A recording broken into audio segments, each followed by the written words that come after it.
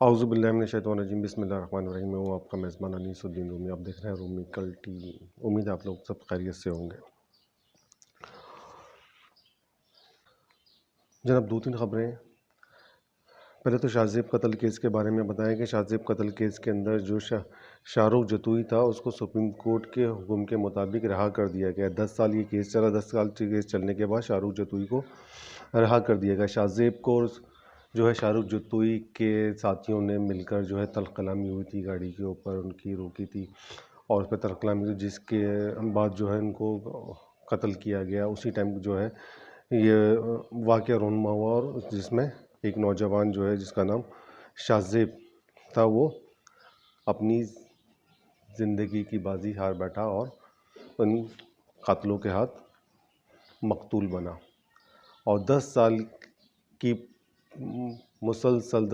مسلسل جو ہے اس کیس کی وہ یہ دیکھیں کہ سپریم کورٹ نے ان کو رہا کر دیا۔ سپریم کورٹ لازمہ کورٹ کے پاس کوئی شواہد ہوں گے یا کوئی معافی نامہ ہوگا۔ جی، کچھ دن پہلے تک ایک نیوز آئی تھی کہ کورٹ نے جو فیصلہ دیا ہے کہ دونوں فریقین کے باپ بہن صلح ہو گئی، ماں بہن صلح ہو گئی۔ صلح 10 سال کی مسلسل اس کیس کو ہوا، اور جس میں شاہ رخ جتوئی جو ہے گرفتار بھی رہے اور 10 سال کے عرصے کے بعد جو ہے پھر سپریم کورٹ کے فیصلے کے مطابق اس کو رہا کر دیا جاتا ہے۔ یہ ثابت کرتا ہے کہ جس کے پاس پیسہ ہے، جس کے پاس مال و اسباب ہے، جس کے پاس طاقت ہے، قانون اس کا ہے۔ وہ جس طرح سے چاہے گا قانون کو اپنے مطابق لے کر چل سکے گا۔ یعنی کہ انتہائی افسوسناک خبر ہے کہ اصل میں ہونا یہ چاہیے تھا کہ جس نے قتل کیا، قتل کا بدلہ قتل، اور فوری طور پر جو ہے قتل ثابت ہونے کے بعد کورٹ کو فوری طور پر ایکشن لے کر جو ان کو عمر قید کی سزائیں یا پھر سزائے موت کا حکم سنایا جاتا، لیکن کچھ نہیں ہوا۔ یہ کہ 10 سال کے بعد وہ باعزت طور پہ بری ہو گئے اس کیس سے۔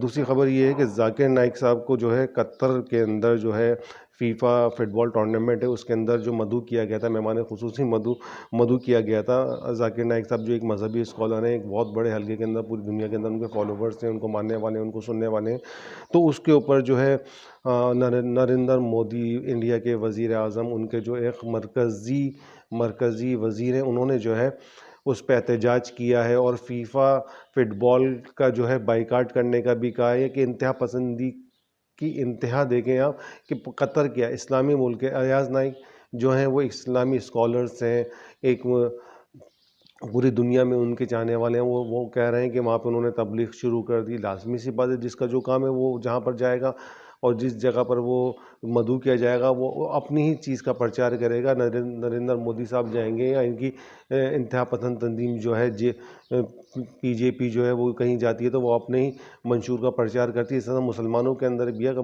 مسلمان اسکالر کسی بھی ملک میں جاتا ہے، اس کو مدعو کیا جاتا ہے، اس کو جو آتا ہے، جو وہ سمجھتا ہے تو وہ وہی کام کرے گا۔ ان کی انتہا پسندی، اور انہوں نے فیفا فٹ بال کا بائیکاٹ، اور انہوں نے یہ بولا ہے کہ جی اس میں ہم دوحہ کی جو حکومت سے اس سے ہم پوچھیں گے کہ انہوں نے ان کو مہمان خصوصی کیوں مدعو کیا۔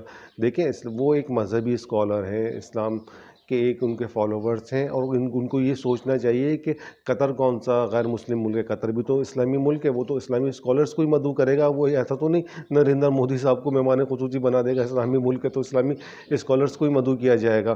ان کی انتہا پسندی کی انتہا کو دیکھیں۔ جی، دوسری طرف یہ دیکھیں، عمران خان صاحب کہہ رہے ہیں کہ زمان پارک میں سینئر صحافیوں سے گفتگو کرتے ہوئے عمران خان صاحب نے کہا ہے کہ آرمی چیف کی تقرری کی سمری پر میں اور صدر قانون کے مطابق کھیلیں گے۔ نواز شریف جس کو آرمی چیف لگائے گا وہ متنازع ہو جائے گا۔ پارٹی کا سربراہ ہوں، عارف علوی تقرری سے پہلے مجھ سے مشاورت ضرور کریں گے۔ اور یہ کہتے ہیں کہ لندن میں بیٹھا مجرم کیسے آرمی چیف لگا سکتا ہے؟ اس کا مقصد تحریک انصاف کو نقصان پہنچانا ہے۔ اور یہ کہہ رہے ہیں کہ 12 جماعتوں کا فوج کو کنٹرول کرنے کا خواب پورا نہیں ہوگا۔ یعنی کہ 12 جماعتیں جو پی ڈی ایم بنی ہیں، ان کو جو ہے فوج کو کنٹرول کرنے کا جو ہے خواب ہے وہ پورا نہیں ہوگا۔ شریف خاندان نے نیب قوانین میں تبدیلی کر کے اپنے کیسز ختم کروائے۔ بالکل، یہ تو حقیقت ہے یہ بات کہ نیب قوانین کے اندر تبدیلی کر کے ان لوگوں نے اپنے نواز شریف ہوں یا زرداری صاحبوں پیپلز پارٹی کے لوگ ہوں جو بھی ہیں، انہوں نے اپنے تبدیلی کرنے کے بعد اپنے تمام تر کیسز کو نیب سے خارج کروا دیا اور بالکل جو ہے ڈرائی کلین ہو کر، بالکل صاف ستھرے ہو کر قوم کے سامنے پیش ہو گیا۔ جی ہم نے تو کچھ بھی نہیں کیا۔ اچھا، جنرل باجوہ صاحب جو ہیں وہ GHQ راولپنڈی میں یوم دفاع کی تقریب سے خطاب کر رہے تھے. اس خطاب کے دوران انہوں نے کہا ہے کہ اس میں کہا ہے کہ سیاست میں مداخلت، فوج کی سیاست میں مداخلت غیر آئینی ہے. پچھلے سال فروری میں فیصلہ کیا کہ فوج آئندہ کسی معاملے میں مداخلت نہیں کرے گی. یہ کیسے ہو سکتا ہے کہ ملک میں بیرونی سازش ہو اور فوج ہاتھ پر ہاتھ رکھ کر بیٹھ جائے؟ دیکھیں جی، فوج اب بیرونی اگر سازش ہوتی ہے تو اس کے ساتھ ساتھ اندرونی لوگ ملوث ہوتے ہیں، اندرونی لوگ اس کا اعلی کار بنتے ہیں. تو وہ بیرونی سازش کامیاب ہوتی ہے یا کامیاب نہیں بھی ہو پاتی، لیکن وہ ایک سلسلے سے جاری رہتی ہے. تو لامحالہ فوج کو انٹرفیرنس کرنی پڑتی ہے. یہ سیاسی لوگ ہیں جو بیرونی کا کئی مبینہ طور پہ بہت سے سیاستدان ایسے ہیں جو بیرونی قوتوں کے اعلی کار بھی رہے اور جنہوں نے پاکستان کی معیشت کو تباہ کرنے کی کوشش کری، پاکستان کو نقصان پہنچانے کی کوشش کری. تو لازمی سی بات ہے پھر فوج کو مداخلت کرنی پڑتی ہے اس میں. اچھا، یہ کہتے ہیں کہ سابقہ مشرق پاکستان فوج نہیں بلکہ سیاسی ناکامی تھی. ہمیں جمہوریت کی روح کو سمجھتے ہوئے عدم برداشت کی فضا کو ختم کرتے ہوئے پاکستان میں ایک سچا جمہوری کلچر بنانا ہوگا. وہی کہہ رہے ہیں کہ ان کا کہنے کا مقصد یہ ہے کہ پاکستان کے اندر جو ایک دوسرے کو جمہوری قوتیں جو ہیں ایک دوسرے کو برداشت نہیں کرتی ہیں. اگر حکومت میں تو اپوزیشن حکومت کو برداشت نہیں کرتی، حکومت اپوزیشن کے اندر ہے تو حکومت کو برداشت نہیں کیا جائے گا، اور حکومت ہے تو وہ اپوزیشن کو برداشت نہیں کرے گی. لیکن برداشت کے کلچر کو لانا پڑے گا، برداشت ہمیں کرنی پڑے گی. ان کا کہنے کا مقصد یہ تھا. اچھا، دوسری طرف یہ دیکھیں آپ کہ وزارت داخلہ کے ترجمان نے کہا ہے کہ یہ جو انہوں نے اپنی 26 تاریخ کو پنڈی کے اندر PTI نے ایک جلسہ رکھا ہے کہ اس کے اندر انہوں نے یہ سیکریٹری جنرل ہے PTI کے اسد عمر کو آگاہ کیا ہے کہ وہاں پر بم بلاسٹ ہونے کا یا پھر خودکش حملہ ہونے کا خطرہ ہے. تو لہذا انہوں نے ان کو اس مراسلے میں یہ کہا ہے کہ آپ اس کو مؤخر کریں یا اس کو آگے لے کر جائیں، اس پنڈی کے جلسے کو جو 26 تاریخ کو ہونے والا ہے. تو یہ وزارت داخلہ کی طرف سے ان کو یہ پیغام دیا گیا ہے کہ جی اس کو آپ مؤخر کریں، اس میں خودکش حملے کی یا پھر بم بلاسٹ ہونے کی اطلاعات ہیں. انشاءاللہ پھر دوبارہ حاضر ہوتے ہیں. اپنا بہت خیال رکھے گا. پاکستان زندہ باد، پاکستان پائندہ باد.